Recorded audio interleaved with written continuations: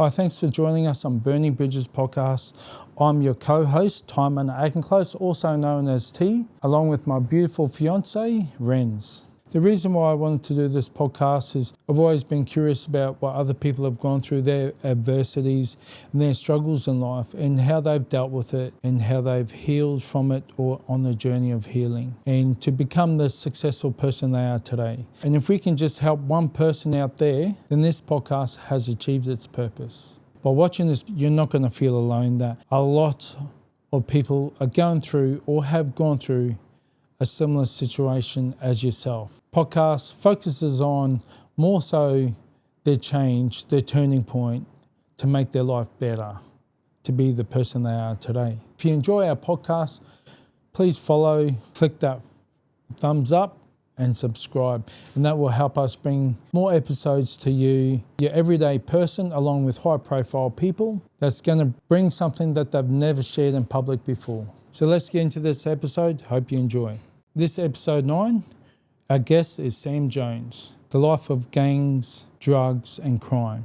And the cost of that was jail. It gets quite emotional. Sam gets real deep about the lifestyle he lived. Home invasions, crime, bashings, drugs and jail. I don't want to glorify the gangs, criminal and drug lifestyle. And for some young men, they idolise this lifestyle because with it is fast, quick money, the women, the parties, the alcohol, the drugs, everything that comes along with that.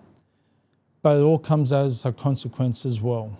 And what it takes to change your life around. So let's hear his story.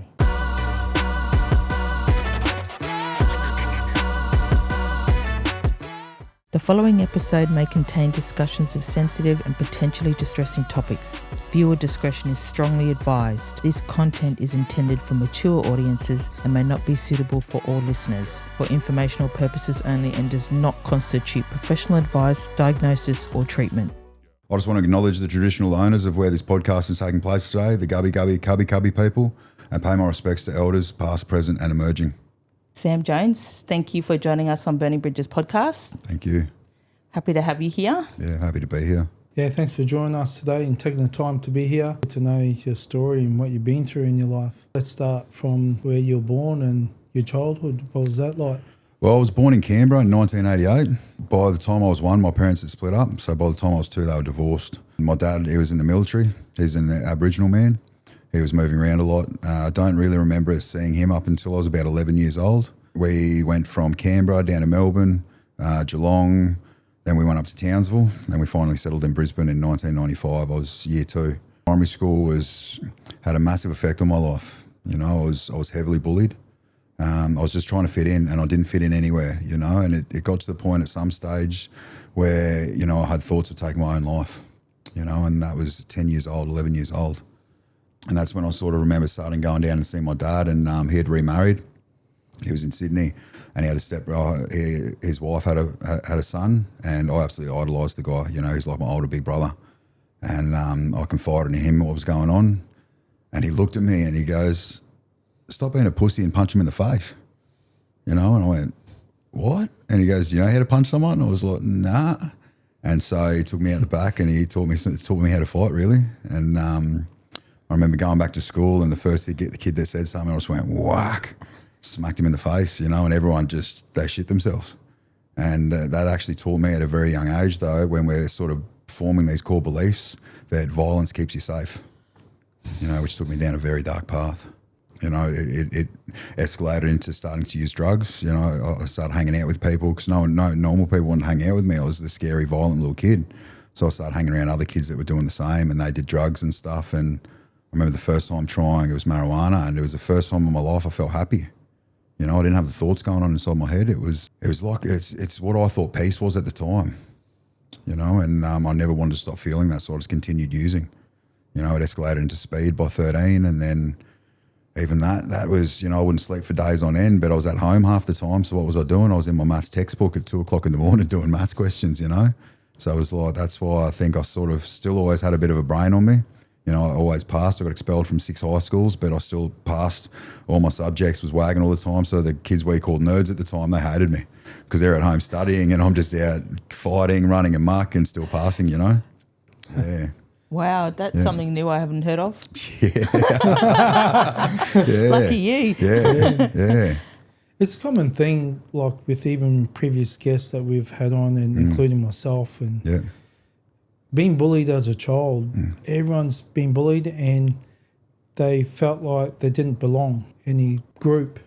Even for myself, I felt like that too. And being part Māori, born in Australia, and my dad was English, and yourself, like being Indigenous. So what's your full, background of nationality? What's your parents? So mum's background's English, Australian, white Australian. Dad's Indigenous, Aboriginal. He's Yorta Yorta mob from down at Chuka, or Shepparton Chuka down in Victoria. With your school bullying, do you think that was obviously racial, or they just bullied you because... They just bullied me, yeah. It was even one thing that really sticks out in my mind was one of the popular kids, he was moving over to England. I think it was maybe year 4 or year 5. And he was going around getting everyone's like landline numbers because there was no mobiles back then. He was writing them in a book, and then I was sort of standing there and I was like, here's my chance, So I grabbed the book and wrote my number in there. Everyone's like, why are you letting Sam put his number in there? And he's like, it's not like I'm going to call him anyway. I kind of pretended I didn't hear what they said, but inside that hurt, that really, really hurt. I was a very emotional kid. I was a sweet, sensitive, caring kid, and just trying to fit in. I was always crying in my room alone at home because I didn't want to tell my brother or my sister or my mum because I was embarrassed by it. So in the end I learned to sort of hold on to those emotions as well, which, suppress them. And as we know now with all the research, when you suppress emotions, they only manifest into negative behaviours. Were you close to your mum? Yeah, very close, yeah. Like she's a great lady. She did her best to just raise 3 kids by herself. Really, I wasn't really close with my dad. I'd go down and see him every now and then when I started seeing him. But he was an alcoholic. He was fighting his own demons. He was a colonel in the army, climbing the ranks, and just focused on his life. And to him, as I said, he was fighting his own demons. So that was through the alcohol and everything like that. I used to blame him a lot for my upbringing, and if only I had a dad. But that's when I realised he's just fighting his own battles. That's all we really are. I'm really close with him now, though. So. Yeah, my mum and my dad are beautiful people. When we become adults, I think we're sort of more mature to think about like what our parents went through. And because realistically, we're only raising our kids off our own traumas. So if we haven't healed our own traumas, that's how we're raising them. So if they're violent towards us, it's because that's their traumas manifested into that, unfortunately, Yeah. Can I ask you if your child came and told you that they were getting bullied, would you give them the same advice that your brother did as... To a point, yes. I'll try and teach them that if you can walk away, but I know how hard that is, especially at that age when you're trying to fit in and you're just trying to identify with who you are. So I've told them, if you feel like you have to, you punch them in the face. Because unfortunately, you can tell the teachers, you can tell the parents, you can do all this stuff. That's not going to change a thing. And it's true, but if you need to defend yourself, you do it. Don't go over the top like I used to. But hit him once, and that's okay. And I'm a strong believer in that, really. Yeah. Yeah, we hear that from my grandsons too. Like they're in how are they? 12 and 10. Yeah. And bullies at school, and when they react in a negative way and get into a fight, then they're suspended. It's a fine line. How much when you just walk away, they keep doing it to you. Yeah. Day in, day out. Yeah. Where a kid's just going to explode. To the point is where they need to get into that physical fight. Yeah. Because sometimes when you get a punch in the head, that person will stop doing it. Yeah. Mate, it's 100% the truth. And that's why I think they should have some sort of program in the schools, like a boxing program or something like that, where no one's game enough to bully anyone else because everyone knows that the other person can fight, So it's like, oh, no, I don't want to do it. Because in reality, that's half the time bullies, that's what I've noticed about bullies. They only pick on someone that they think they can get it over. So if they know that they can't get her over this kid, even if they don't like what he's doing, they're not going to say anything about it because they're too scared to get punched in the face and beaten and humiliated. Just going back when you said that when you were 10 years old, you wanted to take your own life. Yeah. What was the sort of event that led up to that? Was there a major event? No, it was just accumulating of just the bullying. Like I just hated going to school, and then I think the bullying that year was really bad, and I remember sitting there and because I was too embarrassed to tell my parents and that, but I just didn't want to feel these feelings that I was feeling inside, And it's, you know, I had no idea what suicide was. Like, I had an understanding sort of around it and that, but I thought maybe if I wasn't here, you know, everyone would be happy. My mum wouldn't be stressed out, you know, because then at some stage I thought she was stressed out because of me, you know, and in reality she was just stressed out because she's working her ass off at a job, trying to pay for bills, rent, food, clothing, school, sports, all that kind of stuff. And I thought maybe if I'm not here, you know, it'll just ease everyone's tension. That's pretty insane. A 10-year-old kid having those thoughts. 100%. That's why I'm very anti-bullying now, you know. And even during high school, when I became that sort of tougher guy and stuff like that, if I found out anyone was bullying, I'd go, mate, it's on, let's go. You want to bully him? I'm going to bully you now. Like, how do you like it? You know, I was like the bullier, whatever. I didn't even know how to say it, you know? Yeah. Bully the bully. Yeah, bully the bully. It's like, how do you like it, mate? Like, this poor kid's just doing his best, just trying to come to school, and because he's got hand-me-down clothes, he's got holes in his shoes. Like, not all of us are born with a silver spoon in our mouth, you know? It's, but that peer pressure yet again, like my youngest daughter now, it's like she needs all the brand name stuff because everyone else has got the brand name stuff. And it's like, mate, I couldn't care what the brand is now, like, you know? And obviously, well, a brand name, is it because everyone else has it? Yeah. But is it also because they want to be accepted and liked because, oh, you got that too, so you're in our group? 100%, yeah. You know, because if you got all the nice clothes and stuff like that, then you must be a cool kid. Like, it's trying to teach this younger generation now that happiness isn't outside of you, it's in here. You know, because I chased happiness for years through money, through drugs, through women, through gambling, through whatever it was. And I was never happy, you know. When I get $1 million, I'll be happy. You get it. Still not happy. I must need more. When I get 2, I'll be happy. Get it. Still not happy, you know. And that's finally when I realised you just got to be happy in here. Yeah. You're exactly right. We've got a tendency to chase throughout our whole life, which you want to elevate, you want to upskill yourself, and you want to get to the next level. Yeah. So you get to the next level, you've achieved that goal, and you're still not happy. You're still chasing the next bit. You want the next bit. Yeah. And then is it the endorphins of being able to achieve that and going, yes, I've got it. And you're not willing to accept just to stay at that bar, that place. You want to go to the next level. So it's a constant thing we do through our whole life. Yeah, yeah. You just keep pushing up, keep pushing. Yeah. Sometimes you just got to go, well, I need to just accept where I'm at in my life. Yeah. And just hold back and just go, hey, I've got everything I want. I'm happy. Yeah. But that's hard. Like, I've got everything I want, but I'm still pushing for the next level. Yeah, it is. It's like I was exactly like that. You said it perfectly, you know. And it wasn't only until recently when I started with the breathwork and the 9D journeys, then it's the first time in my life where I just accept where I'm at. I'm happy where I'm at. I'm at peace with where I'm at. I still have goals that I'm going to achieve, but I'm not attaching my happiness to those. You know, because I know no matter what, even if I go out tomorrow, I lose the house, I lose the cars, lose everything, I've still got me. That doesn't change who I am as a person. You know, and if I do get more stuff, it still doesn't change who I am as a person. You know, so that's why now it's like I chase those goals, but I don't attach my happiness to them. That's so cool. The key word that you said there is the attachment. You don't have the attachment to it. Yeah. Yeah. And it's a big thing because as you just explained, you're attaching your happiness to that goal, and it's everyone needs goals. We do. We need to always be that better person the best person we can possibly be. But if we don't attach our happiness to it, then whatever we get, we're happy with. No, that's well said, man. Yeah, well said. You said that you started doing drugs primary school into high school? Year 7. Year 7, I tried pot for the first time. Yeah. Okay. Yeah, and then Year 9, it was on the speed. Yeah. It's interesting that you referenced to it numbing you, yeah? Yeah. And that's why I feel people just keep doing it. Did you have any support around you going through those periods, like an adult, a teacher that you could talk to or confide in, or? Not really, because in that time I probably, you know, if I did reach out to, so had 2 brothers and a sister, the stepbrother, one older blood brother and a sister. I could have reached out to them, but I was just so embarrassed by it all, and I just didn't think they understood me. I could have reached out to my mum, you know, she would have supported me through it, but the people I reached out to were the older boys that were doing the things that I was doing. And so that's how I grew up thinking what a man was.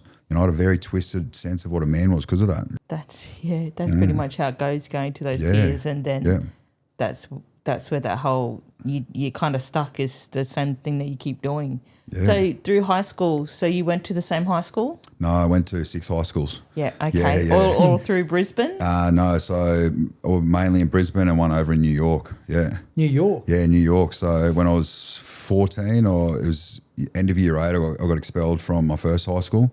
And mum was she was at her stress peak, and she's like, I don't know what to do. She goes, you're going to go live with your dad. Let's see if he can look after you and control you a bit. And he was the defence attaché to the United Nations for the Australian Army at the time. So he was based in New York. So I went over to New York for, I lasted 10 months over there before I got kicked out of school and came back here, went there, did more high schools over here, yeah. So you moved complete countries? Complete countries, yeah. And still getting into trouble? Got worse, yeah. Because my dad, he was an alcoholic and he was working all the time, and he had his things that he was doing, and just, he wasn't there for me. When he was there for me, it wasn't in a positive way at all. So, I was hanging around gangsters over there. I was like the token white boy. Because I come from Australia, where it's like we have knives and stuff like that, but not many people had knives back then. I wasn't thinking these guys have got guns and they'll shoot you just for looking at them the wrong way. So, mate, I'd have a crack with anyone. Like, you want to fight? Let's go. And I remember doing it one day. I was seeing this chick, and her brother walked me to the train station out in the Bronx. I had to get the train station to get the subway back to the city. And this guy's come out of nowhere and hit him. And so I've just jumped in, let's go, boom, boom, boom. He's dropped, and then old mate's looked at me. He's like, man, you're a cool little white boy. He's like, I don't know anyone that would have done that to a blood. I'm like, mate, if I knew he was a blood, I probably would have done that. Like, yeah. But then I was hanging around some Crips and stuff like that, and they just thought I was like a Louis Vuitton handbag to him, the nice accessory. You look at this little white boy, it's just like, yeah. Oh. It's out of it. Yeah. Have you been back to America? No, well, I can't now because of the criminal record. But right. So that was 10, 11 months I lasted over there. And then I got expelled from school over there for same thing, fighting drugs. And then my dad, I just remember coming home from school after I got expelled, and he goes, mate, you're too much for me. You're going back to your mum. And even at a young age, I've only realised this in the last few years, that was a sense of abandonment. I felt abandoned by my mum and rejected, because she was like, she sent me to go live over there, and it was a bad time over there with my dad. And then I felt rejected and abandoned by him because it was just too much for him. So he sent me back. So I'm like, well, like, no one loves me, and not our conscious brain, but that's what our subconscious tells us, which, as we know, is a powerful thing. Yeah, and I felt as a kid, actions, people's actions is what you go off. So that's what you would have related that to, really. 100%. You didn't feel like joining the army? You didn't have a military kind of desire to... I hated authority, and that's another thing I found out, because my dad was that sort of authoritarian figure, and I hated him. I shouldn't say hate, but I strongly disliked him growing up. So I was very anti-police, and because I was in that scene as well, I was extremely anti-police and anti-army. Anyone with authority, I was like, you know what, fuck you.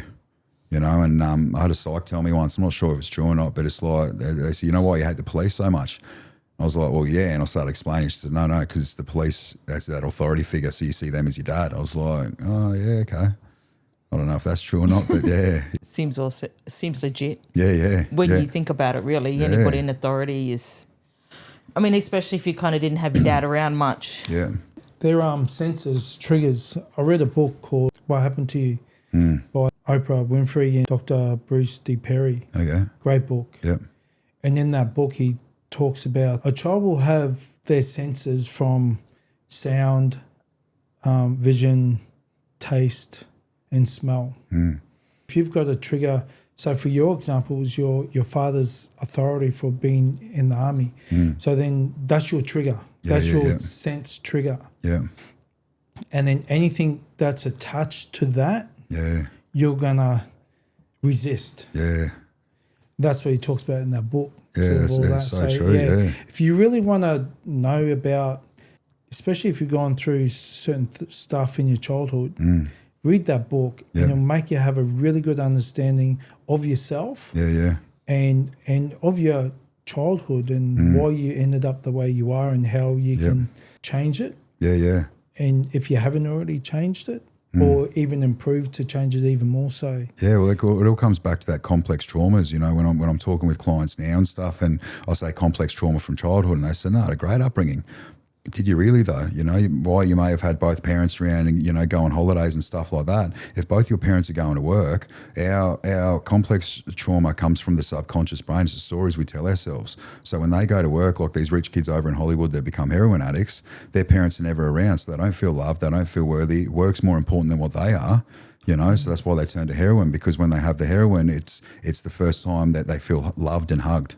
You know, and it's literally how we become people, how we become grown-ups is how we are during childhood. So those stories we tell ourselves. So, you know, my mum going to work to raise 3 kids told me that work's more important than what I am. She doesn't love me. If she doesn't love me, then no one loves me.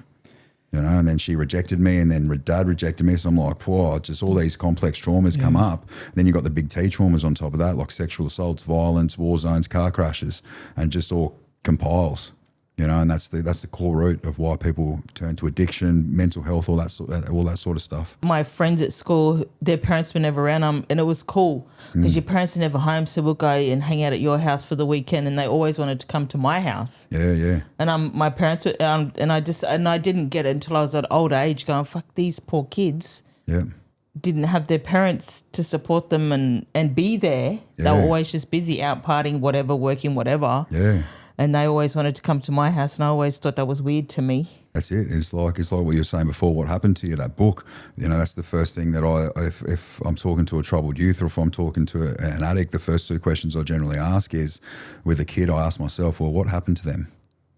You know, because everyone's like, oh, it's the parents' fault. It's the parents. No, man, I came from a really beautiful mum, but I still did all the stuff that I did. And with drug addicts, it's with that numbingness you were talking about, you know, I don't ask why you're using the drugs. I'll say, what do the drugs give you when you use? Numbness. What are you trying to numb yourself from? Yeah. You know, and that we can lead it all the way back then. Like, I think what we do as people, children, we always look at what we didn't have as a child, and that's a trade-off. So, for example, you might have a parent that's present, that's there, but you're broke, you got no money. Yeah. So you just can't go do what your mates are doing. So then you resent your parents because, we couldn't do this and we couldn't do that. Yeah.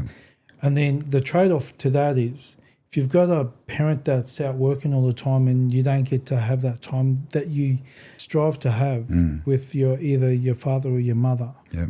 Because we're always chasing what we don't have. 100%. Rather than looking at what we do have and being showing gratitude for having that. It's not till you probably get to an adult, and then if you reflect on your past and you flip it to go, I had a shit upbringing, but this is why. It wasn't the best, but my parents done, like we said before, my parents done the best they could with what they had. Yeah.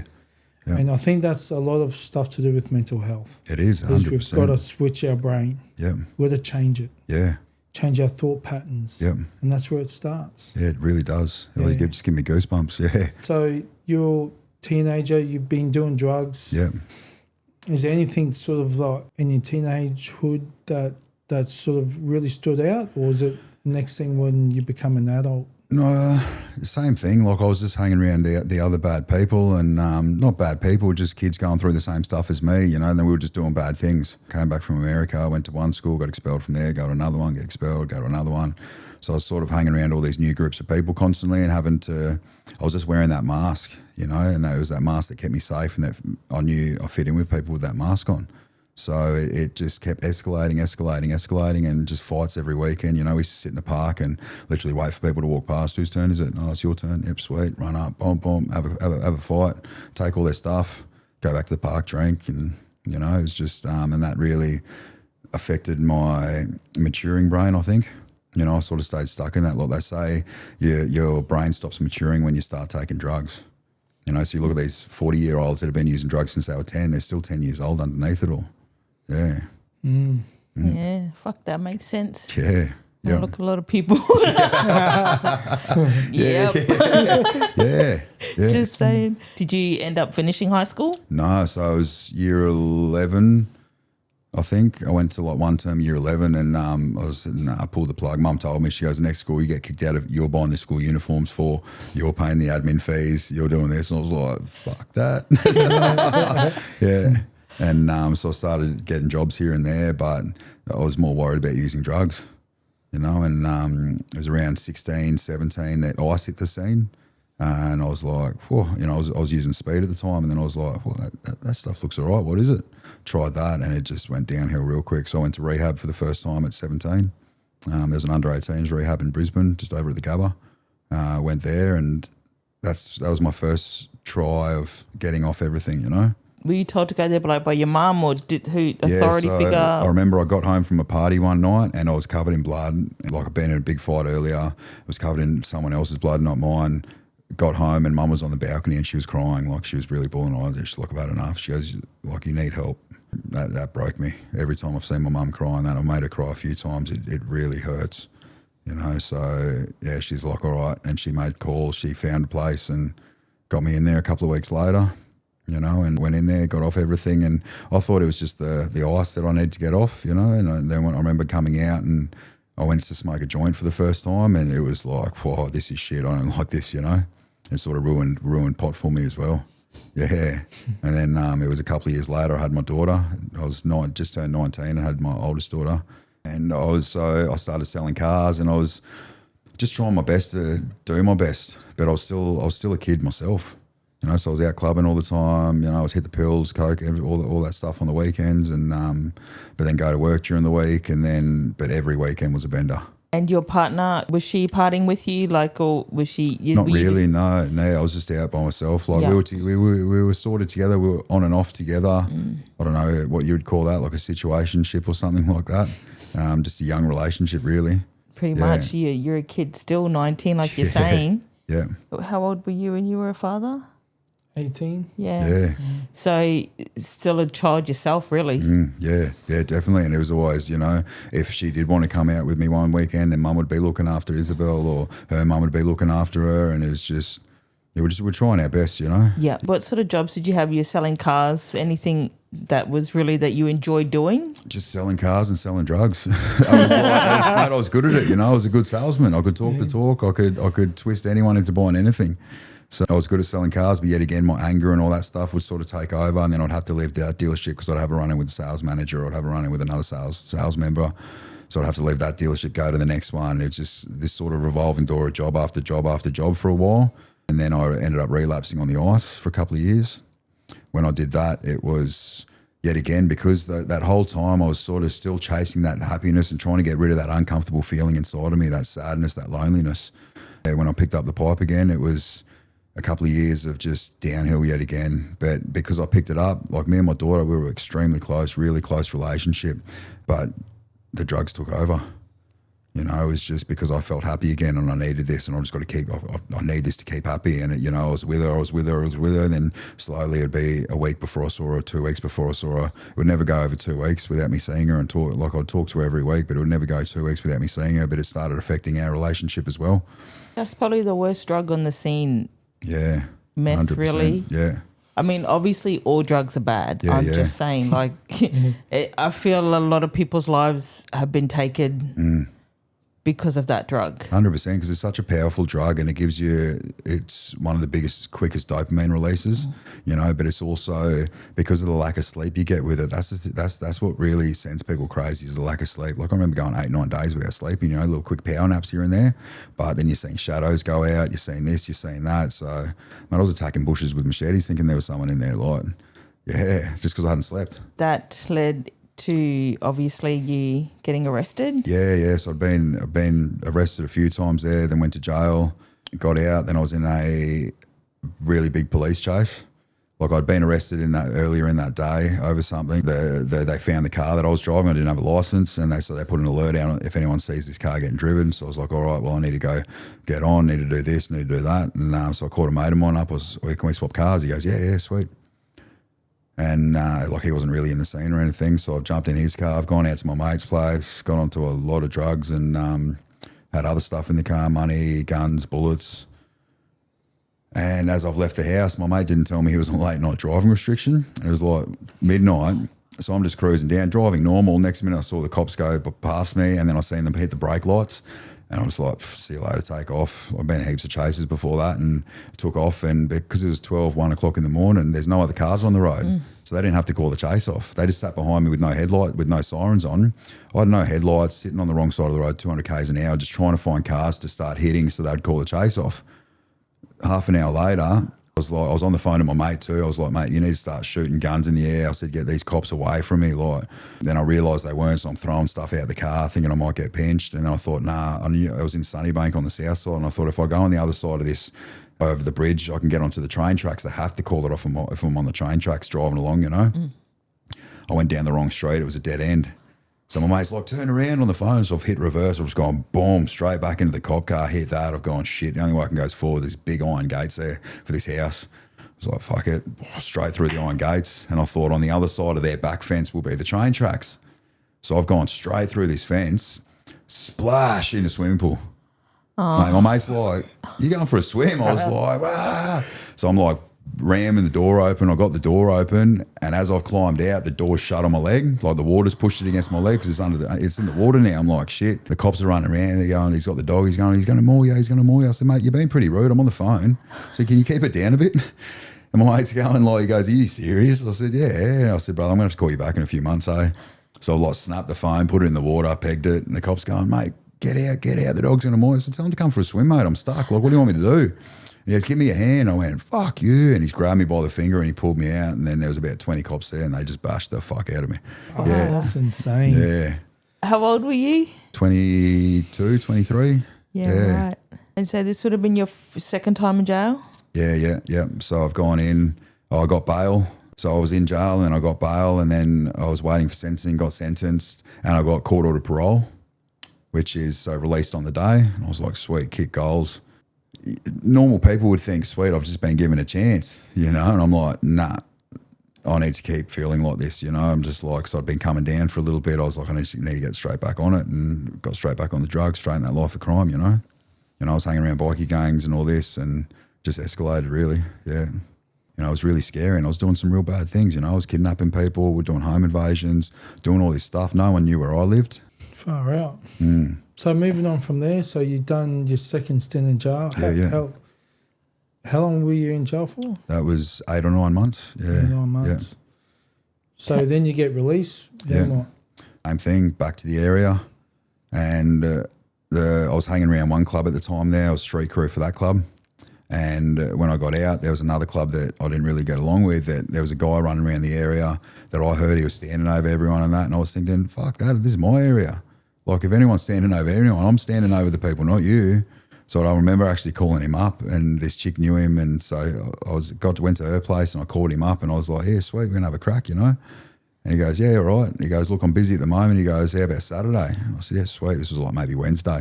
I said, sweet, we'll organise it. So I'll give you a call Saturday. We'll meet up, we'll have a crack. I said, loser gets out of the area, like you can fuck off. Anyway, a couple of nights later, another mate of mine called me up who was actually from that club, but we were friends outside of the sort of club bit. He's like, bro, I found out where this guy lives. He goes, he owed a lot of money. He goes, do you want to come do it tonight? I said, yeah, sweet, done. And he goes, look, we need one more person.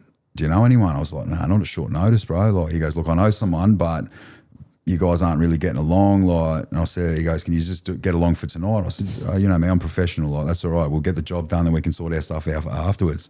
I said, who is it? He goes, you'll see when we pick him up. So anyway, he's picked me up, then we're going for a drive. I've looked over, I said, you're fucking kidding me. It was old mate that I'd been on the phone with, supposed to have a crack with that weekend, you know? And he's jumped in the car and sort of, I looked at him. I said, yeah, this is us after a day. He's like, yep, sweet. He goes, you're going to be right for the job? I said, I'll be sweet. Don't worry about me. Anyway, when we get to this house and front doors, like there's no way we can get in through the front door, full cream safe, all this and that. And I'm like, sweet. So we've gone around the back and anyway, did the home invasion. And then afterwards we've jumped it back in the car and sort of he's looking at me smiling. And I'm like looking at him. I said, what? And he goes, you're a cool cunt. I said, yeah, you're pretty fucking cool too. He goes, you still want to have a crack? I was like, nah, I'm sweet. We became best mates, you know. And I still didn't like the club that he was with, but he invited me to his birthday. Went round. I was like, man, these guys are actually, they're all gentlemen. They're all good men, you know. And he's like, man, can I put you on under me? I was like, you know what, fuck it. Sweet, done. So I went with them. Yeah, and I became a member of that club for quite a few years. I was a prospect under him, then probate and all that stuff that goes with it. And by that stage, I'd sort of, I'd got off the ice. at that stage. So all I was doing was really coke and stuff. You said you're just like doing a home invasion and things like that. Like, do you ever think about the people that you're robbing and doing the home invasions? Like, do you show any remorse about it, or are you just too high on drugs? At the time, no. The only time, and everyone knew this about me, was if there was kids in the house, or if there was anyone that was, that shouldn't have been there in the house, like parents or anything like that, mate, I'll pull everyone out straight away. I'm not about that. And there was a few times that happened, where we got in and then all of a sudden there's kids there when there's not normally kids there, like they're looking after their nieces or nephews. So I'm like, out straight away, let's go now. We'd cruise it straight away. But at the time, there was no remorse, We're in the drug game. It's a job. I saw it as a business. When you come in this business, the consequences are fucking up. Like in normal business, you don't pay your bills, the bank's going to come take your stuff. Well, in the drug business, you don't pay your bills, other people are going to come take your stuff. I'm just looking at probably more so the victims of that you sort of robbed, whether they're from a bad background too. Like, I don't know. Now, at the time, no. I didn't, but most of the time, like, I would never do a home invasion on anyone that didn't have it coming. It'd be like, okay, well, this person owes $30,000. He's trying to hide. He's moved houses. Sweet, we found out where he lived. Let's go get him. They've changed their number and they're dodging you, stuff like that. I'll never go to just some random person's house and do a home invasion or rob them. Yeah. I wasn't like that. It was always someone that had it coming. Yeah. Okay. Like now I look back and I do feel sorry for them because of all the work and the study that I've done now, and I've realised that everyone's just really living off their own trauma, especially people that use drugs, and I'm like, shit, maybe I've added to that trauma and stuff like that. But in the space that I'm in now, if I can help those people, I'll put my hand out straight away. No one has to be scared of me anymore, Yeah, because I'm just thinking in my head right now, like the type of person that you've changed your life around. Yeah. And what you're doing with your 9D breath work and being involved in the community, everything that you're doing. Yeah. To your past. And I don't know, I'm just like, fuck, it's good that you've done that. How do you carry guilt with you, or have you forgiven yourself for it? No, I've definitely forgiven myself for that. Yet again, it leads back to I was just doing the best I could at the time. I knew no better. I just thought that was normal. So there was a lot of self-forgiveness that I went through. It even when I finally did start my healing journey after I got out of jail the last time was, I just done just over 3 years in jail, and it just wasn't the same anymore. My daughter was older. I was sick of hurting my family. I was really, and when my daughter didn't want to talk to me for a while I was in jail, and that was the longest I'd gone without talking to her, and that hurt the most. That really hurt the most. And because it had been a 7-year break between me going to jail at that stage, that's when I decided, I'm like, I've got to make a change. Like, there's got to be a better life out there. I knew there was a better life out there because I'd stopped using the drugs before, but I wanted to be able to do that and still not have those shit feelings that you have when you weren't on drugs. Like, so you made that choice when you were in jail last? Yeah. Okay. Yeah. How long did you have left in your time before that you had that mind set? I'd sort of started thinking about it before I'd gone to jail. So what happened was I got caught. I got done with a lot of drugs, and I went to jail. I was in there just over a month, and then I got Supreme Court bail. And then I went to a private rehab up the Sunshine Coast called the Health Retreat. A couple of the boys had gone there before. They said that was a really good place, and I'd spoken to the owner before I'd been pinched. I'd spoken to him and said, "Look, I want to come up there because I was 10 grand a week cocaine habit. Like I was running rough, real rough." And he's like, "When do you want to come?" And I said, "Look, give me a month, and I'll be up there." Anyway, 2 weeks later, I got pinched, so I'm sitting in jail, and then finally got Supreme Court bail. I went up there. I was supposed to only do a month up there. Ended up staying for 6 months, where I met my beautiful wife as well, and. Yeah, that in there, that's where I was sort of like, it was the first time I didn't have to wear that mask around anyone. I didn't have to be that tough guy. I didn't have to be that, what are you looking at sort of guy. It was just, I could just be me. And so I was having glimpses of it, and I was like, nah, I need to change. But I knew I was going back to jail. As soon as I was getting sentenced, I knew I was going back to jail. But then I ended up finishing. So I did the 6 months up there, finished the program, and I was in jail. My lawyer said, look, you can apply for bail again. I said, look, I may as well just start serving my time for the other stuff anyway. No point going out and then having to come back in again like twice. Yeah, so I just sat in there and then started my sentence. And for a little bit there, I was half in, half out. You know, I still wanted to keep doing what I was doing, but at the same time, I wanted to change. But especially in that environment, it's sort of hard to keep a positive mind frame in that environment. You know, it's jail's a trauma factory, really.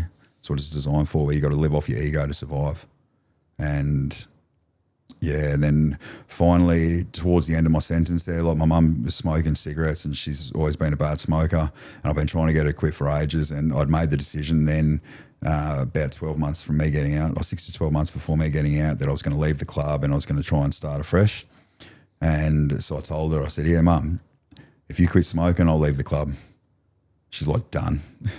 Anyway, I got out of jail. She wasn't smoking. I was like, shit. All right, well, yeah, I was leaving the club anyway. She didn't know that, but I was like, sweet, yeah, I left the club, and sort of, you know, the girl who's my wife now, you know, I was back with her, and we were just, yeah, I was trying my hardest just to be a good person. Yeah. Just take us through, I don't want to glorify any prison stuff or anything like that, but just take us through a bit of what it's like in prison for those that, I don't know, more deter people from even going down that path. Mate, these days it's nothing like, you know, as I said, I had that 7-year break, and when I was younger and was in jail, it wasn't fun, but, you know, men were men. You sort of knew where you stood. 30-man unit, there was 30 people in that unit. You're out all day, locked in your cell at night. It was, you know, all the boys looked after each other. You trained together, all that kind of stuff. When I went back in this time, there's in, like at Arthur Gorrie, in the bigger units, you know, it's a 50-man unit. You've got 90 people in there. So there's a match. Someone's on the mattress on the bed, someone's on a mattress on the floor, you know, and because there's so many people and not enough screws, it's 20-hour lockdown. So you're only out for 4 hours a day. So they'll do the bottom landings out for 4 hours. So from 8 till 12, the bottom landing comes out. And then from 12 till 1, everyone's locked away, screws have lunch. Then from 1 till 5, the top landing comes out. What a joke. Grown men having to sit, one's on the floor next to you sleeping, you know, and it's like the toilet's right there. So you've got to go to the toilet in the middle of the night. You got to stand over his head and then go to the toilet. Like I remember one night, I had an upset tummy, and I'm like, sorry, mate. Like when you got to go, you got to go. Yeah. Like it's putrid now. There's no such thing as a one-on-one fight anymore in there. I mean, don't get me wrong. A few of the men will fight one-on-one, but a lot of the time, it's as soon as you start beating someone, then 5 of their mates are jumping in. You know, everyone's getting hot watered, putting jam in the hot water, jam and honey in the hot water, in the microwave, boil it up. Yeah, hold on to this. Straight over the face. Like it's just, seems like there's no morals or respect anymore. Is that talked about? I don't know if the prison thing here in Brisbane, is there a lot of, it's overcrowded, but I mean, people can say, oh, you're in prison, you shouldn't be, you know, shouldn't be a hotel. Like I get that. Yeah. But I mean, there's still a point where you need to look at the prison system if that's what's happening. Not enough screws. Reasons, because that's the thing. It's like that's what everyone goes. Oh well, they broke the law. They, you know, but in reality, if you want them to come out and continue not breaking the law, because there's not a deterrent in there. You go in there, yeah, it's shit, but mate, you're still getting fed 3 times a day. There's drugs in there. Like it is what it is. I always saw it. It's like that. It's out of a movie. That quote. It's like jail. Like when you're a crim, that's the business. Jail's a part of the business. You just accept it. You know, I never thought, oh, shit, what I'm doing now can get me 25 to life. That's a part of my job. I do that. If I get caught, I've got to accept the consequences. You know, so the jail's not the deterrent. So that's when people need to start looking. Maybe if we put more rehabilitation into the jails, people will come out and they won't want to reoffend. They don't have to reoffend. Mm-hmm. So what's that look like? You know, rehabilitation, what would your solution and suggestions that would help? More courses that actually work, more employment and training in there. Like you look at the jails over in Norway. It's the world's most luxurious jail. It was on I don't know, one of the Vice. Yeah, and so you go over there, and it spun me out because I was watching it in jail on SBS. And when the guys come in, they shake the screws' hands. And like in here, you don't talk to the screws here. Like they're the enemies. If you did that here, you're dead. And over there, they shake their hands. They treat them like people. They talk to them like people. You know, here I remember getting locked in your cell and the screws telling you, hope you kill yourself tonight.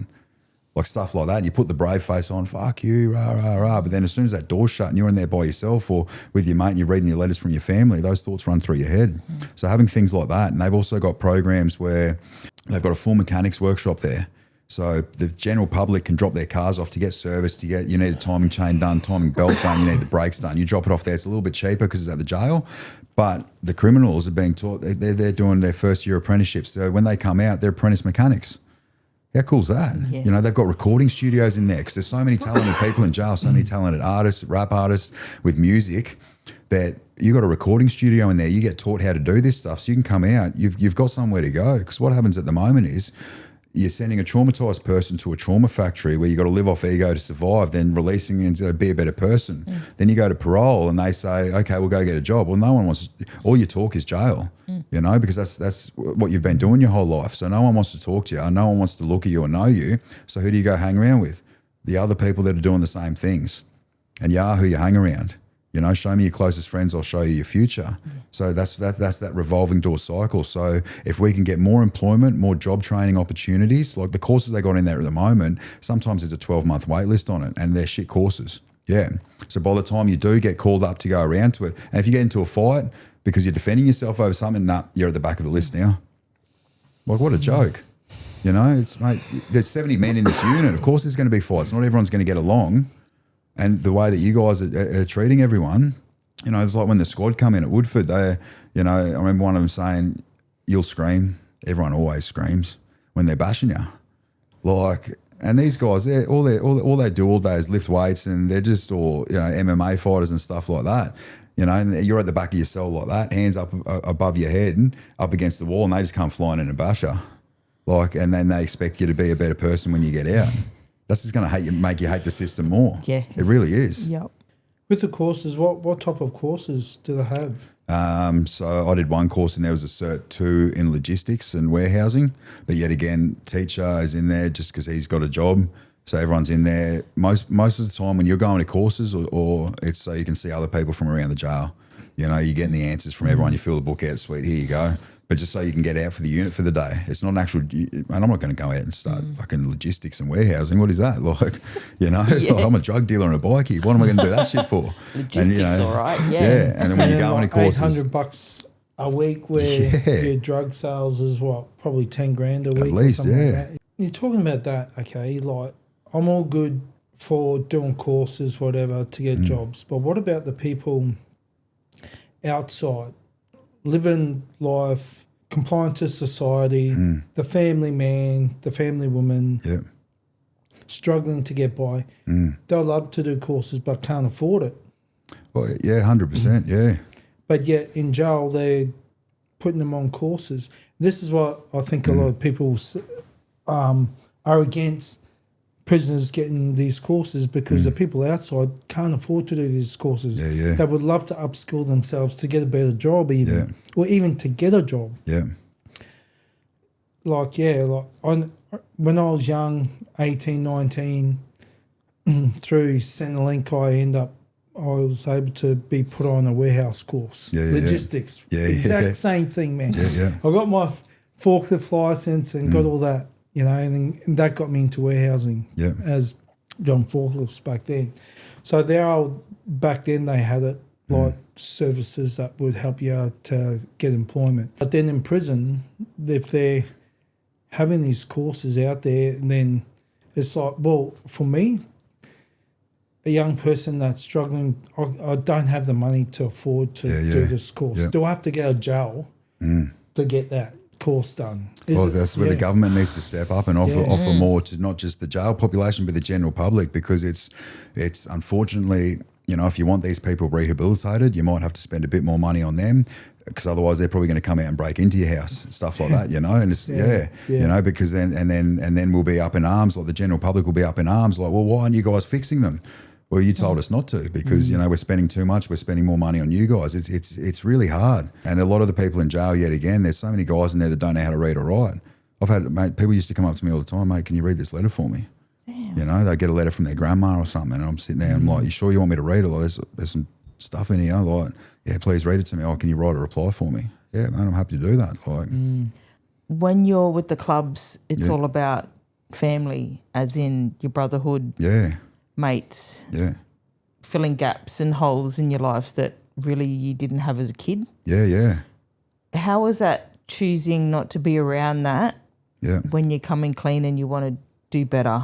It was hard, and I find that's the hardest thing for people is getting that new friendship circle, because for so long, like, you know, from 12 years old, they're the only type of people I hung around. So it was, you know, they're my friends, but they've got my back, they've got this, they've got that. But in reality, if you ask yourself, if you called them up at 2:00 in the morning and you actually needed a shoulder to cry on and to talk, are they going to come around and do that? Are they going to come around with drugs and just be like, nah, you'll be right, mate? You know, it's like, but yet again, they're just doing what they know. You know, there's three people in life that I try and hang around with now, and there's people that I admire, that I look up to, that I want to be like, you know, that like role models, mentors. There's people that are on the same path as me, that we like the same things, we get along, we talk, and there's people I'm trying to bring up. If you're outside of that, I don't want to know you.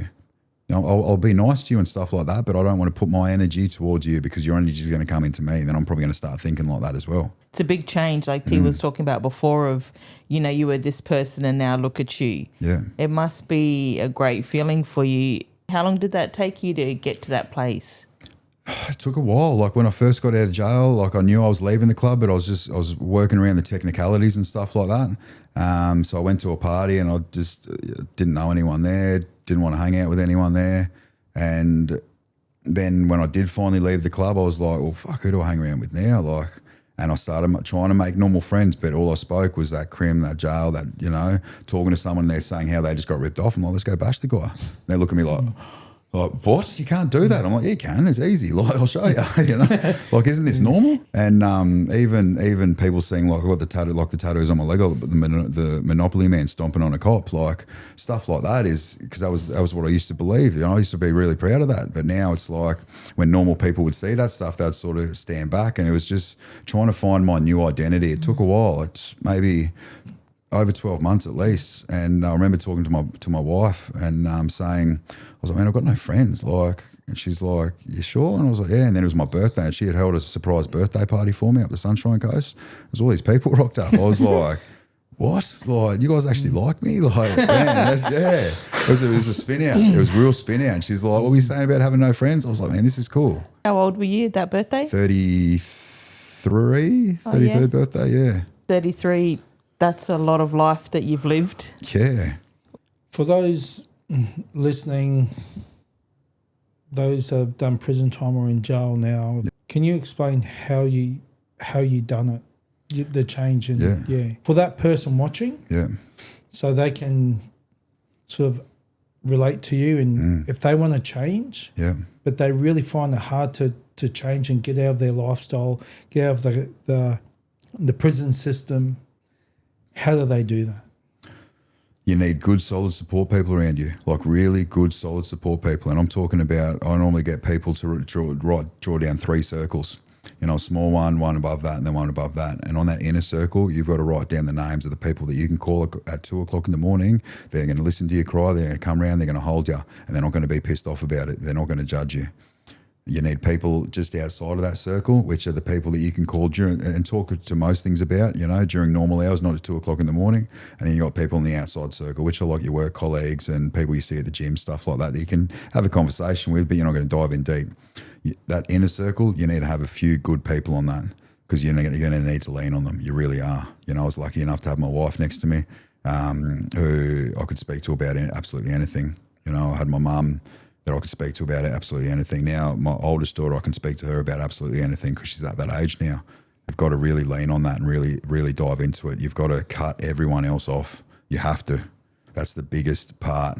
Whether you need to delete social media or just delete them off social media, no matter what, when they reach out to you, just let them know, look, I'm not being rude. I'm just trying to do me now, you know, and those 2 things are important. And then get a job.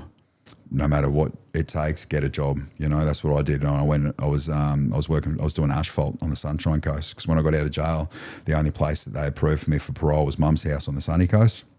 So I was up there, and then it took me maybe 6 or 7 months. I got knocked back from heaps of jobs, you know, but just keep trying. There's someone out there. There needs to be more people in the community that are willing to put their hand up, because there's not one drug addict I've ever met in my life that gets off the drugs, or someone that comes from that life that isn't a hard worker and is loyal. You know, that's a big thing that's put into us, being loyal and being a hard worker at what you do. You know, so if you do that, it's all uphill from there. You know, there's men's groups out there, there's support groups out there. It's not weak to join them. It's not, you see a lot of people now, that pride takes over and it's like, nah, that's for those depressed men and stuff like that. It's really not. They're some of the best men you'll ever meet because they're the type of men that you can put on your inner circle, and the more people we got on our inner circle, the more men that we can be vulnerable around, the better we are. Yeah, even with the women's, find that strong women community where people have got that lived experience, so you're not going to get judged. And I guarantee you'll find someone in there that'll probably go, mate, I can give you a job and just grow. Great words. Yeah. Bro. Like Thanks for that. Now a message for young men, teenagers, young men that are into the crime and the drugs. What would your message be to them to change their life around? Mate, there's no life in it. There is no life in it. You show me a happy man in jail and I'll eat my words. Honestly, it's just that it's not when it's going to get, it's not if it's going to get you, it's when it's going to get you, and it gets everyone. You don't see many old crims. For the ones that do make it out, the other ones kill themselves. They die in early age, and that's what it's going to be. If you're happy doing that, keep doing it. But I guarantee you, most people, when you're sitting there by yourself and you're feeling depressed and you're feeling sad, you need to find someone like myself. There's plenty of people out there that will pick you up and hold you. I think that's what the advantage in these days with technology that these young people have available at their hands. Like you just said, they can reach out to you. Yeah. And you don't have to live in Brisbane to reach out to you. You can be anywhere. Yeah. In the country, wherever in the world. Yeah. Also, if a young person, they're a product of their environment. Yeah. They don't know any better. They don't know how to get out. Yeah. They're stuck. What would you say to that? I think that's where the government needs to step in more. And at the first sign of trouble with these kids, whether it's, they're getting phone calls because the parents are playing up, or whether they've just been done for shoplifting or a minor charge, that's when there needs to be more men in the community, more men and women in the community that are willing to put their hand up and go, you know what, I'll help. Be a positive role model to that kid, because they don't have anyone in their life that's a positive role model. How are they going to change? They don't know how to change. If there's more people, and that's what I see at the moment, there's so many people out there that are like, if they broke into my house, mate, you'd do nothing. These kids have got machetes. So how about before it gets to that stage, you put your hand up and you go, you know what, mate, you've just been in trouble with the law. Mate, I'll take you out every week and I'll show you what it's like to be a man. Because, mate, my version of a man up until I was 32 years old was the toughest person in the room, the most violent, someone that never backed down, who made the most money, who could sleep with the most women. That was genuinely what I thought a man was. And I was happy being that person. It wasn't until I started my healing journey that I realised, you know what a man is? Someone that's there for their family, not just financially or physically, but emotionally as well. Someone that sticks around and can be a good support person for them as well. That's what a man is. Most men will find it hard that can give all that, but the one thing that men will find hard with that is that emotional part. Yeah, yeah. And obviously that's how myself, I struggle with that.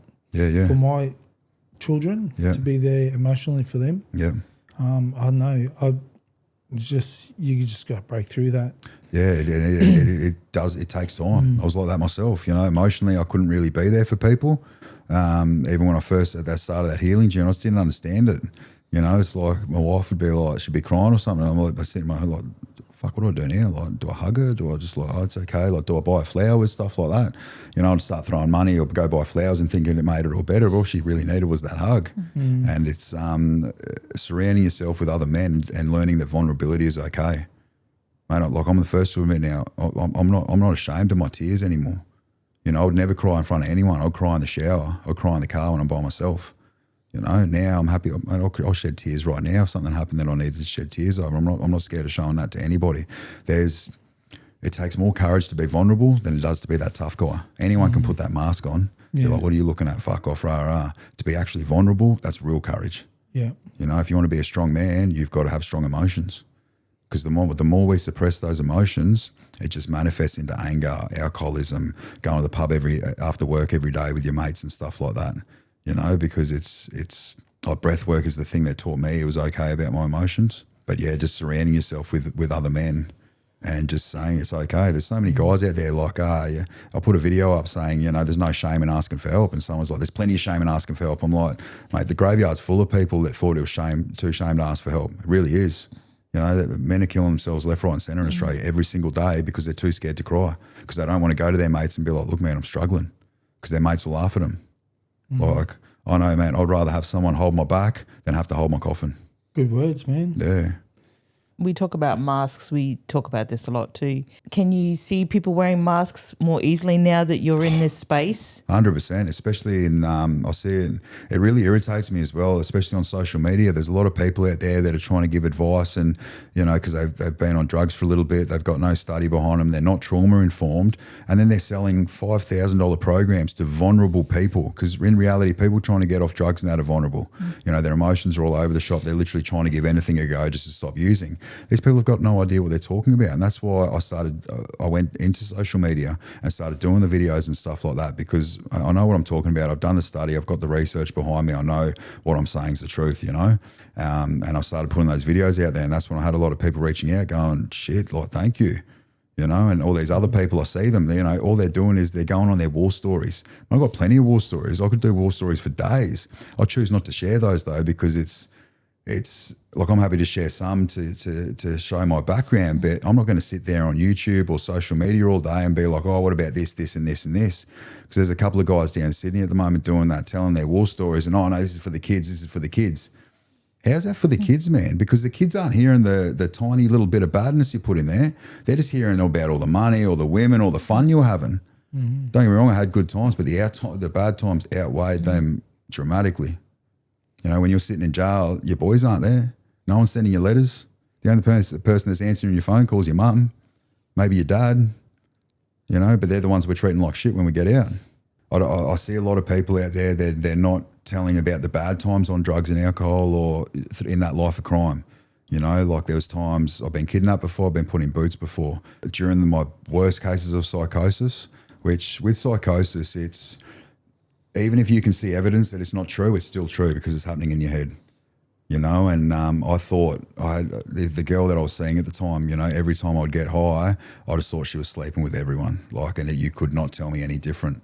So what I'd have to do is, I thought she was sleeping with one of my friends. So I called my friend up and I said, yeah, bro, come round. You've got some mad stuff, you know, come try it out. And he goes, okay. And he came round. And as soon as he came round, we walked inside. I just fucking smacked him, put him on his ass. I had a shotty behind the door, put that, and I've literally dragged him into the other room, and I had a shotgun in his mouth. And I was sitting at him, grabbed his phone out of his pocket, and I said, mate, the moment she sends me a text message or replies to a message, I said, you're dead. Like, just tell me, admit it, I'll make it easy, I'll get it over and done with.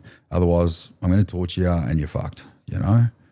And I was messaging her off his phone, trying to pretend to be him, no reply. Okay, that was weird. Still waited, tried calling her. She wasn't answering. I'm like, that's weird, because I know she's awake, you know. And then the drugs sort of started wearing off, and I was like, you know what? I said, fuck, man, I'm so sorry. I really am. And at that stage, I was so sick of just feeling crazy, you know, that I didn't want to die, but I wanted the thoughts to stop. So I've spun the shotgun round. I put the end of the barrel in my mouth, and I went to pull the trigger, and he's just whacked it out of my hands. Like, I was fucking half a second away from blowing my head off, you know? And he's whacked it out of my hands, and he goes, you're fucked, you need help. And he's grabbed the shotgun and cruised it. And I sat on the couch and I just cried my eyes out for hours, you know? And it's that's the scary truth. If you want to try drugs and you want to be the tough guy and all that kind of stuff, that's the stuff you got to deal with, you know? Wow. It's yeah, the girl that I was seeing, I put her in the boot once because I thought she was sleeping with everyone. So I had her in the boot, yet again had her phone. The moment someone texted, you're dead, like, you're going on a boot ride. No one texted. So then here I am, when I finally calmed down, I'm like, all right, look, I'll let you out, but you can't be pissed off when I'll let you out, you know? And then I'll let her out and she leaves me, like, but in my head, I'm going like, what, you can't leave me? I said, I'm sorry, like, that's the sad reality of it all. You know, another time I had this same girl, she was gaslighting me. I just didn't know my reality, what was true, what was not true, what was going on. So I wrapped a cord around my neck with an industrial fan, and I threw it out the window. And I took a photo and I sent that photo to her, and I said, I hope you're happy. And then next minute, all I remember is coming to, and the person whose house I was staying up was there. He's like slapping me. I was like, I And he's like, what the fuck? Like going off. And after the situation calmed down, I looked at my phone and do you know what she had replied? Fuck, you look ugly when you're trying to kill yourself. Yeah. You know, and it's like people don't talk about these times. You know, they don't want to be vulnerable enough. They don't want to show that they were weak at some stage. But I was weak at many stages. Like, I ain't shooting up my friend's house because I thought my girl was inside. And these guys were my actual friends. My girl wasn't there. She's at home in bed. But I'm driving past shooting the house up thinking she's in the bedroom. Like, and then my friend doesn't want to hang out with me anymore, so I'm by myself. Lucky they didn't even try and you may even let you shoot yourself after what you've just done. 100%. If he was, if that was some random person, they probably would have let me. I would have blown my head off. My daughter was upstairs. You know, but it gets to that point where you just don't know what to do anymore. I don't want to die, but I don't want to live. I just want these thoughts to stop. I want it to turn off. You know what you should do? Just stop using the drugs. Yeah. You know, and it's going to be hard. It's going to be tough. You're going to have to deal with a lot of emotions, but it's worth it. At the life I live now, I may not be earning 20, 30 grand a week like I was when I was selling drugs. I may not have all the motorbikes and the boats, the cars, whatever, the businesses I had. But guess what? I'm fine with that. You know, I've got a family that's proud of me. I'm proud of me. Nothing, you can't buy that.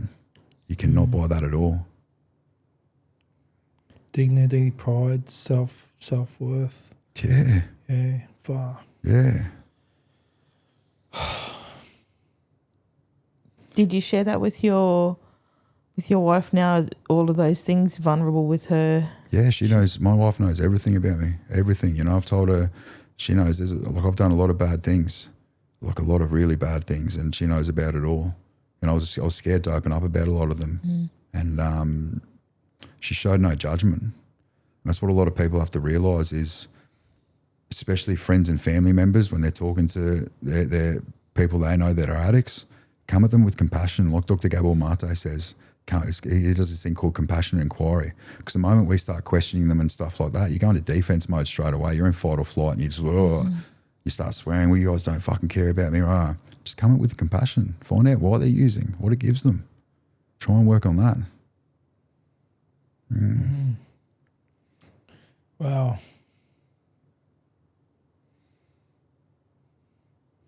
Just trying to process what it's just insane shit, man. Like, Mate, I'd even I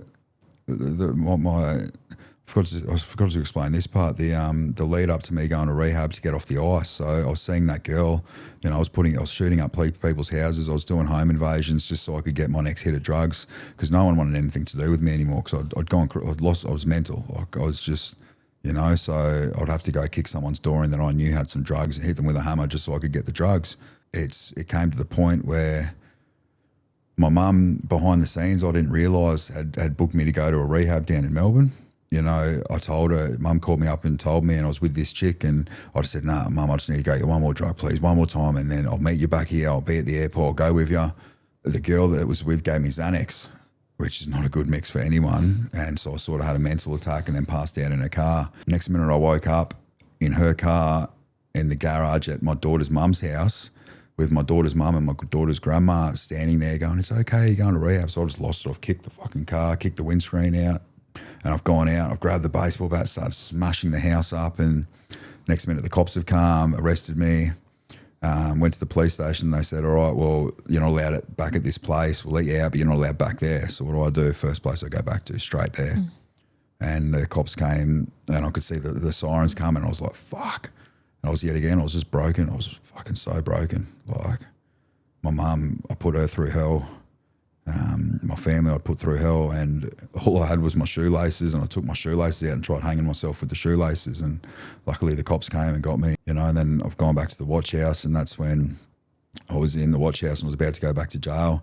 It was my birthday, and I thought, sweet, it's my birthday, they've got to give me bail, like, you know, just crazy thinking. I've gone out and the judge just looked at me and he goes, do you want your life back or do you want to go back to jail? I said, I want my life back. But to me, my life was going back out, using drugs, committing crime, just running amok, being a menace. And as I've done that, he goes, all right, you're going to rehab. Fucking what? He goes, only on the terms that someone comes, picks you up and they take you with them. Like, I'm not letting you out by yourself. I gone, okay. So I've gone back in the watch house for a couple of nights and they've let me out. They've given me my stuff. My shoelaces weren't in my shoes.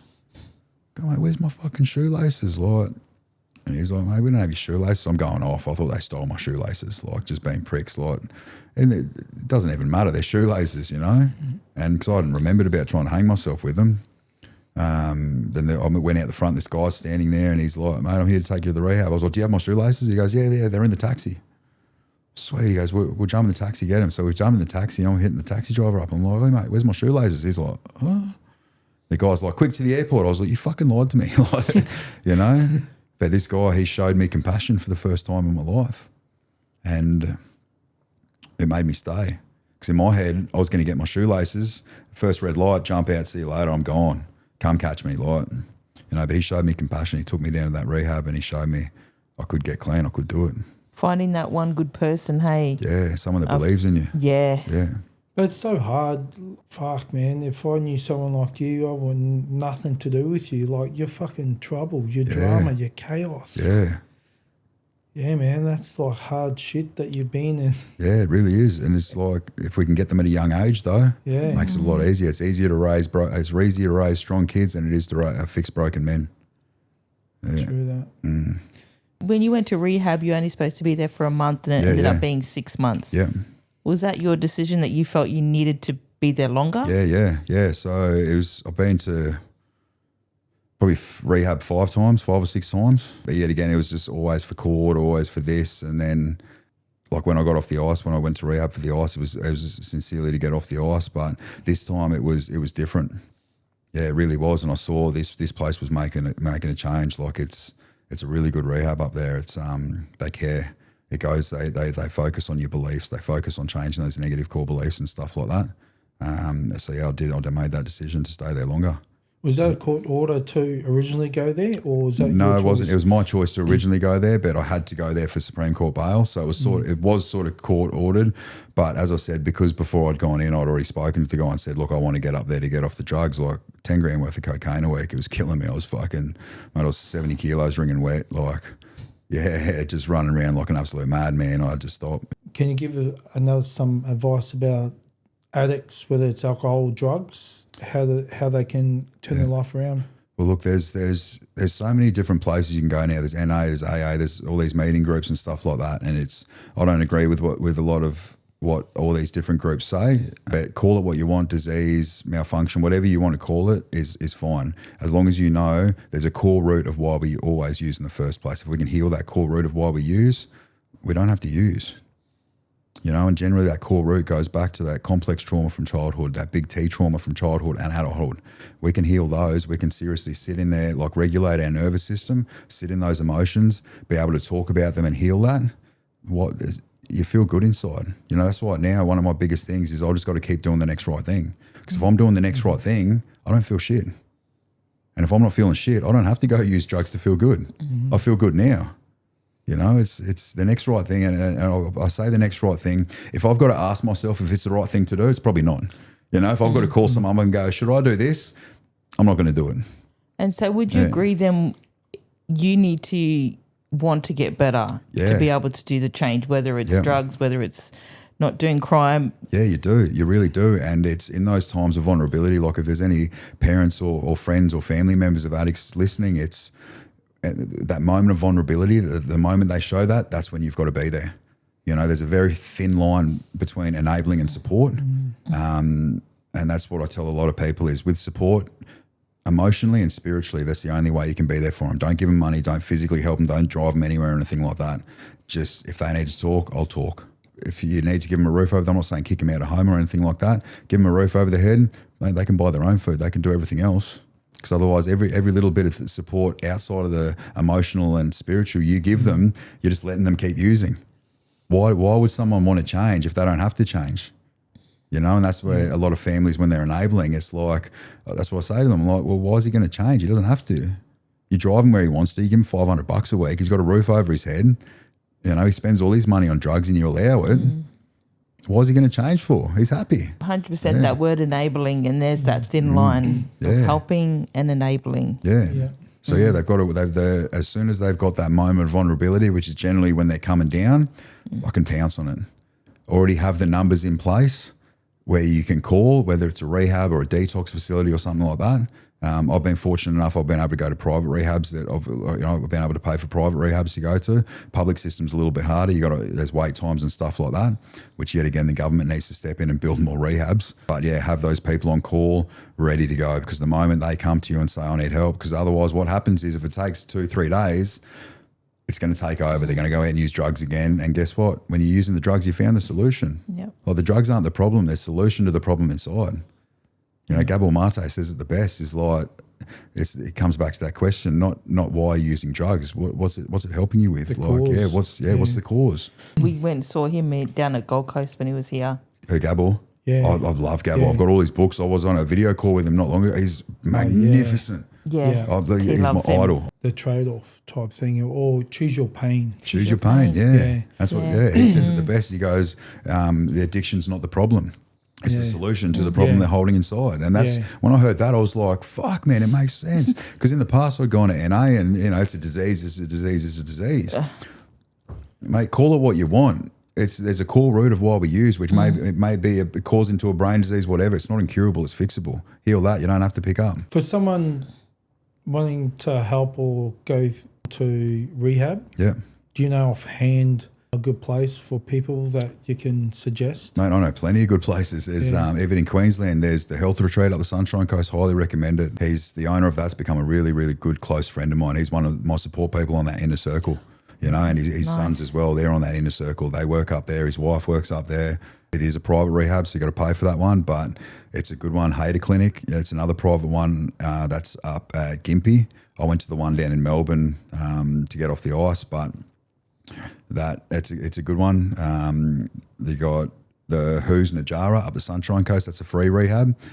So the wait list can be anywhere between 2 weeks and 2 months on that. You just got to make sure you call up every single day. People need to be clean to go into these? So it's to the public rehabs, you got to go do a medical detox first. At a private rehab, you can just go straight in and you do the detox at the rehab. When you went into rehab for your last time, obviously there was a court order that sort of pushed you in that direction. But was there your rock bottom or turning point that really made you want to do it? I think that rock bottom was, a lot of people when they think about rock bottom, they think, when they're homeless living on the street under a bridge. There's different types of rock bottoms. You can have an emotional rock bottom, you can have a spiritual rock bottom, you can have a financial rock bottom. I think that was my emotional rock bottom, you know, because I wasn't on the drugs. I saw the pain I was causing to people outside of me, and especially my youngest daughter, or my oldest daughter now, sorry, she was young at the time. I could sort of see that was my emotional, spiritual rock bottom. I was lost. You know, and I was still sort of trying to keep that mask on, but it was just getting heavy. So it'd slip down and then burn up, pick it back up, and then it'd slip down again. And what you just said there, Indigenous, you're Indigenous, right? Yeah. And we're Māori, and we're all spiritual people.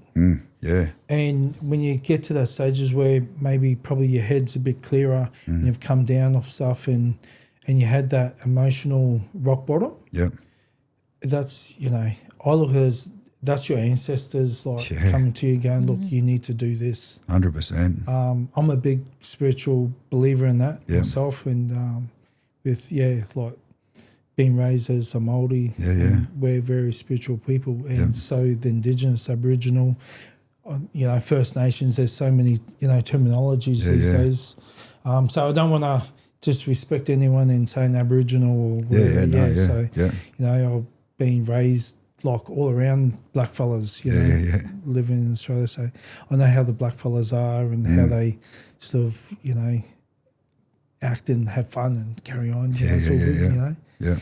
But bottom line, spiritual people. Get back to your ancestors and what you're all about. And that will help you find your path too. Yeah, and that's why my ancestors are with me all the time. I know that I can feel them. You know, and that's why I feel so powerful doing what I'm doing now, because I know my ancestors are behind me, pushing me forward. It's my dog, he sits next to me, or he's with me everywhere I go. You know, my soul dog, he passed away not long ago, and I'm a massive believer in that, like yourself. And that's what I take it back to. like sort of with what I'm doing now with the somatic breath work, when people are going, oh no, talk therapy is the only thing that works, think about it, okay? Indigenous cultures all around the world. So, you know, with the Maoris in New Zealand, the Native Americans, you've got even tribes over in Africa, the Indigenous Australians, there's always something to do with being connected to your breath. They've been around a lot longer, and before all these civilizations were colonised, there was no such thing as depression. There was no such thing as anxiety. There was none of this mental health stuff, you know? And so it works. Like, talk therapy's been around however long, 400 or 500 years, if that. Mate, this stuff's been around a lot longer. There's got to be something to it. Like you got the didgeridoo, the circular breathing. You've got that big horn that the Maoris play. I'm not sure. The concha shell. Yeah, you got the concha shell that the Maoris play. It's all to do with your breath, you know, and the power that comes through that, because it connects everybody. Yeah. So your breath is the connection to everything. It's the frequency and vibration of the instruments that bring into the universe. Yeah. So that's a whole nother rabbit hole going down, you know. Yeah. Frequency, vibrations with the sounds. Yeah. It sounds and the formula. It's a mass formula. And back in the ancient days, it's all to do with the formula of music, which is all mass. And I'm no good at mass. I'm not going down there. But so you're doing 9D breath work. Yeah. How'd you get into that? Well, as I said, you know, I got out of jail. I was working asphalt, and I thought I was doing the right thing. I was seeing counsellors because parole told me I had to go see counsellors. Like, I'm still on parole. I thought I was a good person, but I still had all these toxic behaviours. You know, I was still womanising. I was still an angry person. I was still keen to fight anyone whenever I could. You know, if a mate was having a drama, I was sweet, let's go sort it out, bro, you know. And it just wasn't sitting right inside of me. I just felt like I was sort of failing myself a lot of the time. And I was like, I was at my wit's end, honestly, and I was willing to give anything a go. And I saw what Gaz was doing down in Sydney, that Gaz Wright. You know, he's talking about the breath work, the 9D breath work. And so I started doing breath work with Sandy. I'll Breathe with Sandy. He's a guy on YouTube. He does all these videos. Started doing his journeys. And I was like, there's something about this, you know. And I've sort of always been big into meditation. I learned it at rehab many, many years ago. And I've always loved meditation. It's the only thing that really slowed my head down. But I've never been with the breath. And then I was like, all right, I've got to take it to the next level. And I found a 9D breathwork facilitator on the Sunshine Coast. And I was like, mate, when can I book in? And he's like, oh, do you want to know more? I said, mate, when can I book in? Like, you know, and I went in there, and yet again, I was still very full of ego. My ego would take over a lot. If I had to, you know, I was trying to walk away from fights and that, but my head would tell me, you're fucking weak. You're not a man. You know, go back and smash him and this kind of stuff. And so I was really struggling with that. And I walked into this session, and the facilitator, a guy called Ben, a lovely guy, I just felt safe straight away. He just had this energy about him that I was just like, oh, man, my shoulders went down, my back went down and stuff. And I was me. He went over everything, and then we jumped into the journey, and it was powerful. You know, it was different to all the somatic breath work I'd done, because you had the 8 other dimensions going on through the headphones. It was something else. Like, I was bawling my eyes out. I was screaming, I was shaking, whatever happened, like, you know. And I remember the journey ended, and I was just sitting there just going like, what the fuck just happened? Like, I just couldn't even describe the feeling I was feeling inside. And I walked outside, and it was the first time in my life I wasn't scared of myself. I wasn't scared of my head. I wasn't scared of the thoughts. My ego, there was no ego. Like, it was just, it's giving me goosebumps now. It was just, it was the closest thing I can say. It was the first time I'd ever felt true peace.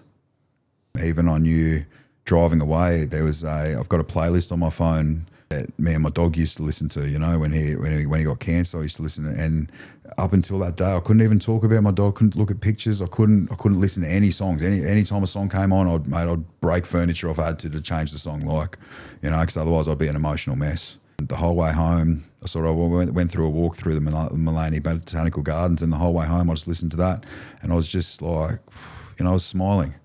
You know, I was just thinking of the good times me and my boy had, and my older brother that passed away, my stepbrother that I idolised growing up. He died from cancer last year. And I could start thinking about times with him as well that I had, and I just wasn't emotional, you know. And I was just like, and I got home, and I was like, fuck, this is powerful. Like, this is really powerful. I've got to do more. you know, and I started doing more journeys and stuff. And then every time I did a journey, it's like it just shed something else that I've been holding on to for so long. And all of a sudden I was just, even my wife, she couldn't believe it. She's like, she was just waiting for me to go back to that anger or, you know, walk on eggshells and stuff like that. And, you know, my youngest daughter was the same. They sort of was waiting for me to get in that bad mood because something went wrong or something happened or it just wasn't happening. It wasn't coming. And even they were like, what? You know? And then I was like, and, you know, because at that time I was coaching people coming out of drug and alcohol addiction and also trying to get away from that life of crime. So I was like, I've got to put this into my program. You know, it's powerful. And then I spoke to the guy I did it through. I said, I'm happy to bring the people to you to do the journeys to help. It's a part of my program. And he said, yeah, that's fine. And then, I don't know, I spoke to someone else. They're just like, bro, just become a facilitator. I was like, all right. So I made the phone call and I was like, man, this is my calling. Like everything was lining up and, you know, I spoke to the guy, he called me from Bali and we spoke for a couple of days and me and my wife went back and forth and she's like, babe, you just got to do it. You know, when she knew how much it did for me, she's like, you have to do this. You could see the passion in when I spoke about it, you know, and I was like, right, let's do it. Decided to bit the bullet and became a facilitator and it's just the best decision I've ever made in my life. Honestly, it's, you know, what I love about it the most is not just helping people, but it's my way of giving back to a community that I took so much from. Because, like, you know, I can't go unstand over the people I stood over. I can't go unshoot the places I shot up. I can't do any of that stuff. But if I can help the next person, if I can use my past to help someone else, man, that's successful. That means it wasn't a waste of time. That's awesome, man. Like, it's so good that you've got your support from your wife there. That's really helped you through it and supported you to make the choice to go down to do what you're doing now with breathwork. Yeah. I know what that feels like to have a really supporting person, you know, with Ren's. Like, she really supports me with what we're doing here. Yeah. And even outside of this, she's always got my back and your wife seems to be that person there for you too. She is, awesome, yeah. And how good is that feeling though, knowing you've got, like, because we go through life in these relationships and I find there's so many people, men and women, stay in these relationships because it's just, they just accept it, you know, but it's like, if you're not happy, there's nothing wrong with saying, I'm not happy, I've got to go. Because all you're doing, you're just wasting time otherwise. Yeah. Move on. There's someone out there that is going to be like you two. There's someone out there that can support you with what you want to do. And it's not just you supporting him or you supporting her. It's you're supporting each other. And it's just the best feeling. It really is. Like, and that's, you know, I've got women in my life are my support people. I've got my two daughters, my wife and my mum. They're the biggest support people in the world, my aunties and everything. Like, yeah. You're very rich in life. Yeah. Sorry to hear about your brother and your dog. Yeah. Very close beings to you. How lighter you must feel. And I say the word light because that's how it kind of feels when you unload. You say you're shredding a layer every time you do this. Yeah, it really is. You know, I did a journey with a friend the other day who's the same lifestyle as me. He was in a different club for 20 years. He was a very violent person, wore that same mask, and he reached out to me and he's like, brother, he goes, how do you have that peace in your eyes? I want that peace that you've got in your eyes. Like, I said, come see me, mate, you know. So he came up and I put him through a journey and it was just a really magical moment doing that and knowing that he's shedding his layers. And even with the group sessions, like my wife, she's a breath angel, so she helps support the sessions. Sometimes when people are having these releases, I look over at her and I'm like, I'm having tears, she's having tears. I'm like, man, this is so cool. It really is, yeah. I love how you call it journey. Yeah. Because that's obviously what it is. Yeah, it is, yeah. It's a never-ending journey. You know, people just think they can do this one thing and then they're healed. Mate, life is a healing journey, really. As long as we continue trying to be a better person, then we're going to continue healing. The moment we stop, we're just going to sit in our shit and just fucking suffer from it. Can I ask you how you are with, you talk about letting go the people that aren't going to be in your circle to get better. How have you been doing that with certain people? Is there been a lot of judgment? People are thinking that you're still the same old person? No, I've still got a few friends that are in that scene that are doing their thing, but I've known them for a long time. I'm still good friends with them. I choose not to hang around with them as often because, mate, you guys can go party on the weekends. That's fine. If you guys want to go have lunch, I'll go have lunch with you. You know, we can talk. I don't want to hear about your gangster shit. I really don't. It doesn't interest me anymore because all you're doing is trying to prove to yourself how tough you are. I don't care how tough you are, like in reality.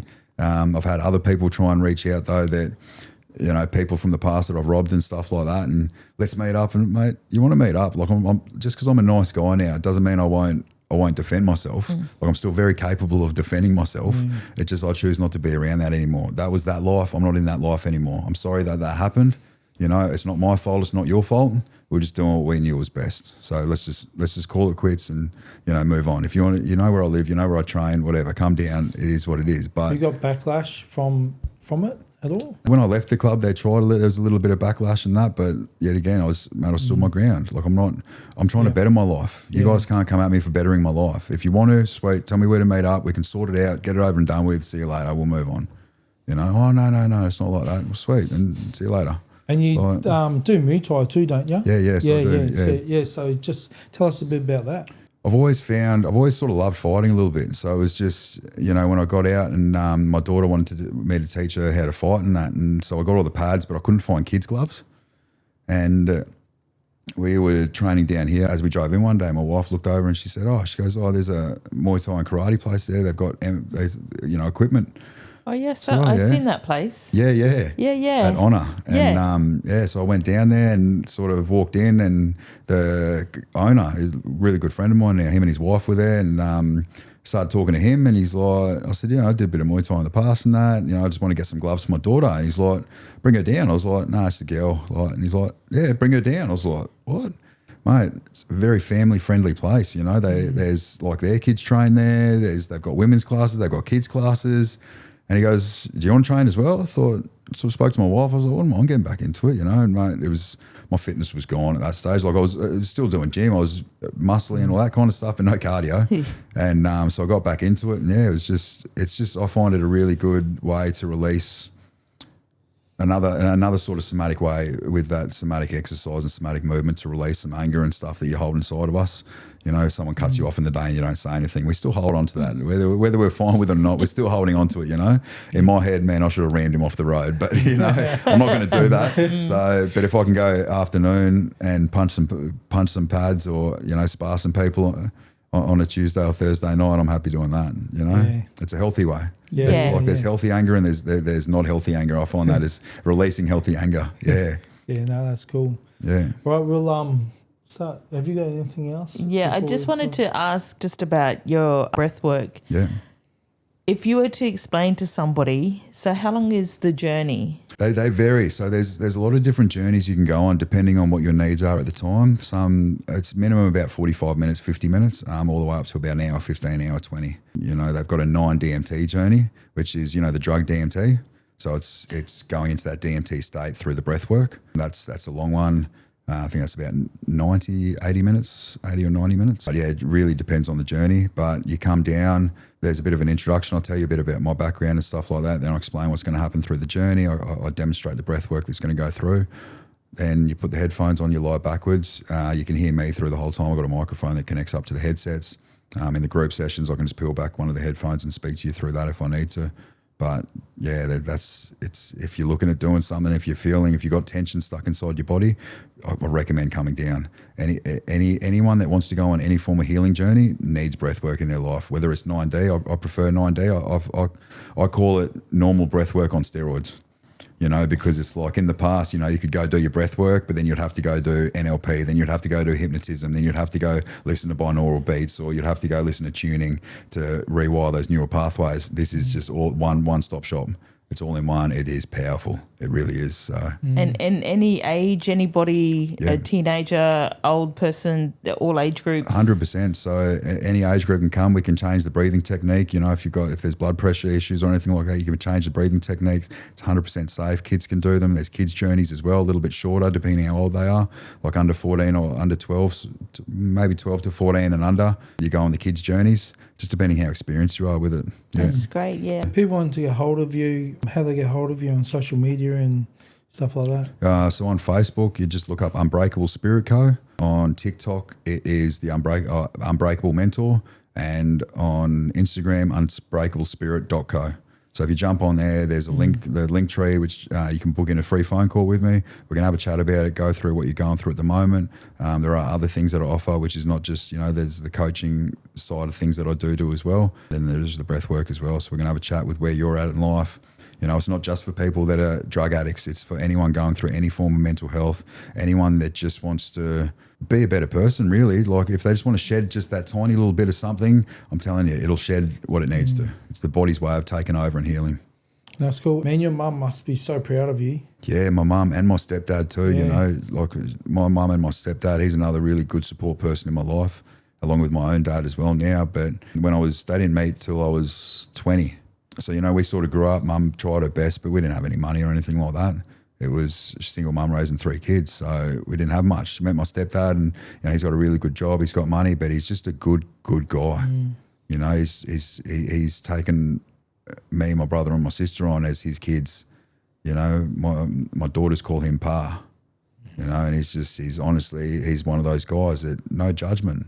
He's got my back 100%. My mum's got my back 100%. My daughters and my wife do. And knowing that, with my ancestors behind me, I'm a powerful person. How are you today? Man, I'm good. Yeah? Yeah, I'm at peace in life, honestly. It really is. It comes to what I was saying earlier. Like, I've got goals I want to reach, but if I don't reach them, that's okay. I'm going to try my hardest to reach them, but if I don't, that's okay.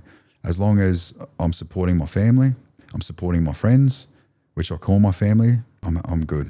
Awesome. And then I'll close it out with a final question. Yeah. If your younger self was listening to this, what would you tell him? Oh, that's deep. That's going to get me emotional.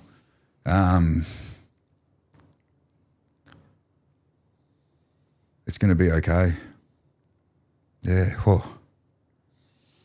Yeah. You're going to be okay. You're safe.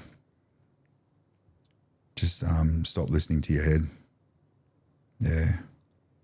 Yeah. Yeah.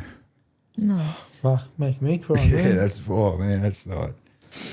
Yeah, that's because in reality, that's all we are. We're just hurt kids on the inside, you know. And that's when I work with people now. There's still a few people that I'd choose not to work with, you know, like the rapists and pedophiles and stuff. But everyone else, I don't look at them as their behaviour. I just look at them as that little kid inside. Like, what happened to you? You know, and I'm genuinely intrigued by that answer when they explain it. Like, what did happen to you? Because everyone's got their story, everyone's got their background. Thanks for that. Yeah, no worries. Yeah, man. Thanks, Sam. And fuck, man. Yeah. Thanks for your time. And No, I appreciate you guys. Yeah. I'm real proud of how you've changed your life around, man. Thank you. Yeah. Thank you. Keep going. You're doing great things. Yeah. Keep it up. Yeah. Oh, fuck. I feel emotional. Man, that question got me. I was like, geez.